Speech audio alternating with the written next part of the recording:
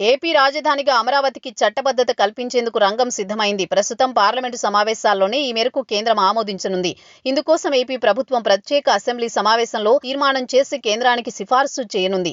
ఈ రోజు కేబినెట్లో తీర్మానం ఆమోదించి అసెంబ్లీలో ఆమోదించడం ద్వారా ఎలాంటి సాంకేతిక, న్యాయపరమైన సమస్యలు రాకుండా జాగ్రత్తలు తీసుకుంటోంది.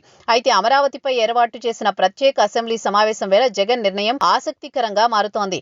శాశ్వత రాజధానిగా అమరావతికి చట్టబద్ధత దక్కనుంది. ఈ మేరకు అసెంబ్లీ సమావేశాల్లో ఆమోదం లభించనుంది.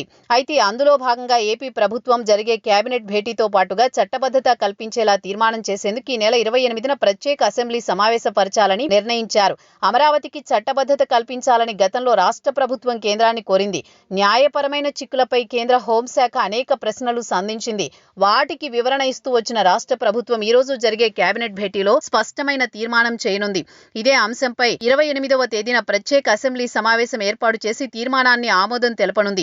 ఈ బిల్లును కేంద్రానికి పంపనుంది. కేంద్ర న్యాయశాఖ నుండి వచ్చిన ఆదేశాల మేరకు తీర్మానం పంపించాలని రాష్ట్ర ప్రభుత్వం నిర్ణయించింది. తీర్మానం తొలుత హోంశాఖకు, అక్కడి నుండి న్యాయశాఖకు, అక్కడి నుండి బిల్లు రూపంలో పార్లమెంటుకు వెళ్లనుంది. అక్కడ ఆమోదం పొంది రాష్ట్రపతి వద్దకు వెళుతుంది. అక్కడ రాజముద్ర పడితే అమరావతికి చట్టబద్ధత వస్తుంది. అదే జరిగితే దేశంలో చట్టబద్ధత కలిగిన పార్లమెంట్లో ఆమోదం పొందిన ఏకైక రాజధాని అమరావతి నిలుస్తుంది. కాగా అమరావతి ఈ ప్రత్యేకతను పొందడం నిజంగా గర్వించదగ్గ విషయం.